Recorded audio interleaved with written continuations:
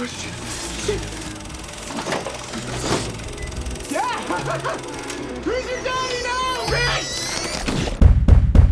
What was your favorite death? And what was the most grotesque death? Favorite death is a snake death. I just loved how the male flight attendant stepped on that snake, and instead of crushing the snake, he threw it in the microwave. So that was pretty cool. Least favorite death? I don't know. I think that the guy peeing.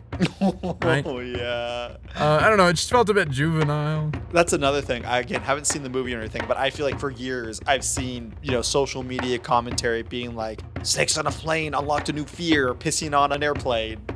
And now I finally understand. I mean, that was a great line. He goes to the urinal to piss, and he pees, and the snake jumps down and grabs his neck, and he just yells immediately get the snake off my neck. It was so good. And then he bashes his skull into the wall and dies.